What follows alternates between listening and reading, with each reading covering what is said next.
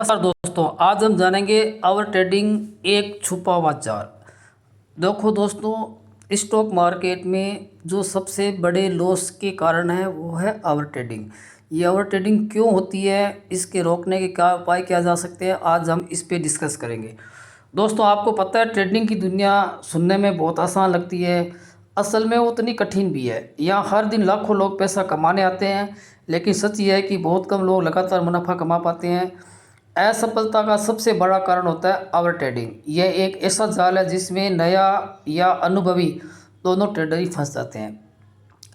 क्योंकि दोस्तों, मार्केट का एक नियम है कि वो ज़्यादा टाइम क्या कि एक रेंज में चलता है, और जिस दिन मार्केट रेंज में चलता है उस दिन आवर ट्रेडिंग ज़्यादा होती है और उस दिन लोगों को सबसे बड़े नुकसान होते हैं। तो आइए जानते हैं आवर ट्रेडिंग के क्या नुकसान है, क्या फ़ायदे हैं, इसको कैसे रोका जा सकता है। तो आवर ट्रेडिंग आप जान गए हो कि आवर ट्रेडिंग का मतलब है ज़रूरत से ज़्यादा ट्रेड करना, यानी बिना किसी प्लान के, बिना किसी सेटअप के, बिना किसी पेशेंस के बार बार एंट्री लेना। उदाहरण के लिए आपने सुबह एक अच्छा ट्रेड लिया, उसमें थोड़ा मुनाफा हुआ, अब आपको लालच बढ़ा, फिर आपने दूसरा ट्रेड लिया, उसमें आपने और मान लो प्रॉफिट कर लिया। तो इस तरह से आप लालच के शिकार हो जाओगे, फिर आप अपने पोजीशन साइज़ को बढ़ाने लग जाओगे। इसी को आवर ट्रेडिंग बोलते हैं।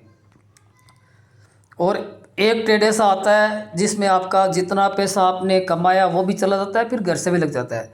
तो फिर माइंड रिवेंज में आ जाता है, फिर माइंड और ज़्यादा ट्रेड करने की कोशिश करेगा।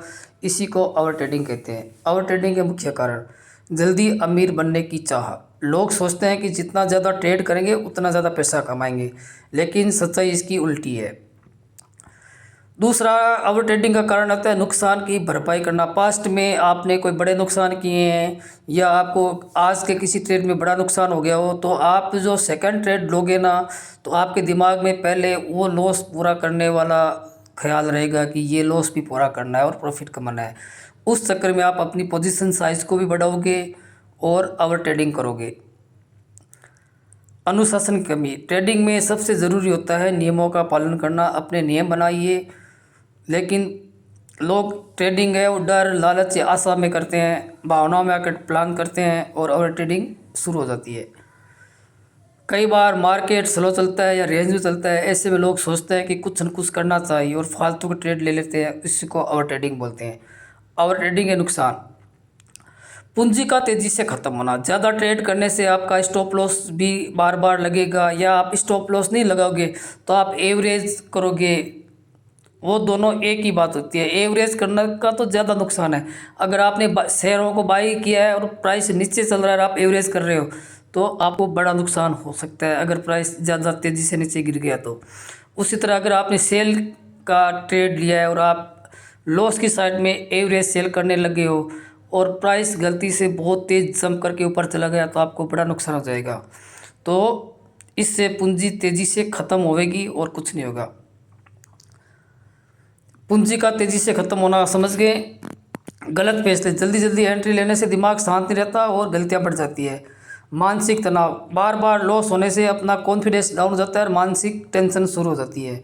लॉन्ग टर्म ग्रोथ रुक जाना। और ओवर ट्रेडिंग करने वाला, बिना सेटअप के प्लान करने वाला आदमी लॉन्ग टर्म में कभी भी मार्केट में प्रॉफिट नहीं कमा सकता। ओवर ट्रेडिंग से कैसे बचे, ये बहुत ही इम्पोर्टेंट है, इसको ध्यान से समझना। डे प्लान करना, मतलब आपको मार्केट ओपन होने से पहले ही आपको ये डिसाइड करना है कि आज हम दिन भर में 3 से 4 ट्रेड लेंगे। फिर आप प्लान बनाइए कि अपन एक ट्रेड में इतने शेयर खरीदेंगे और इतना लॉस देंगे। अगर आप लॉस डिसाइड करके मार्केट में काम करोगे तो आप कभी भी ओवर ट्रेडिंग के शिकार नहीं होगे। आपका एंट्री बिल्कुल सही जगह पे रहेगी। आपका टारगेट स्टॉप लॉस आप प्रॉपर चार्ट को देख के लगाओगे। क्वालिटी पे ध्यान दें। ट्रेड चाहे कम लो, लेकिन सेटअप बने तब लो। इसको बोलते हैं क्वालिटी ट्रेड। लॉस लिमिट तय करें। यदि एक दिन में 2-3 बार स्टॉप लॉस लग जावे, उस दिन ट्रेडिंग नहीं करना चाहिए।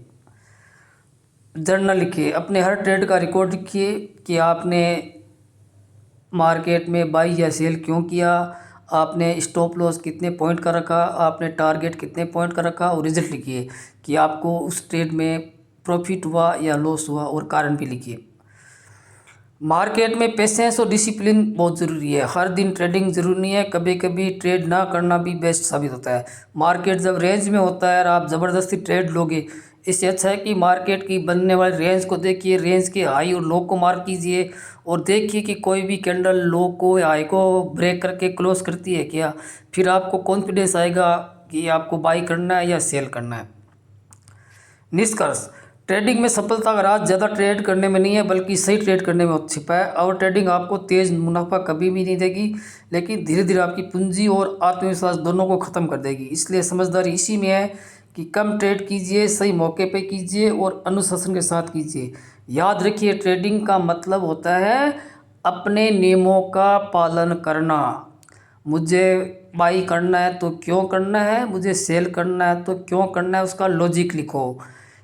कितने रुपए का एक ट्रेड में लॉस लेना है वो भी पहले डिसाइड करो कि 100 रुपये का लॉस करना है, 200 का करना है, 500 का करना है, 1000 का करना है। अपने लॉस के हिसाब से अपनी क्वांटिटी डिसाइड कीजिए, तो इससे आपकी ओवर ट्रेडिंग रुक जाएगी और आप धीरे धीरे मार्केट को समझने की कोशिश करोगे। तो दोस्तों, ये वीडियो आपको कैसा लगा मुझे कमेंट में ज़रूर बताना। मेरे चैनल को लाइक करना, सब्सक्राइब करना और ज़्यादा से ज़्यादा लोगों तक शेयर करना। आपको कौन से सब्जेक्ट में मतलब कौन से सब्जेक्ट में आपको वीडियो चाहिए, मैं उसी टॉपिक पे वीडियो बनाने की कोशिश करूँगा। दोस्तों, धन्यवाद, नमस्कार, राम राम।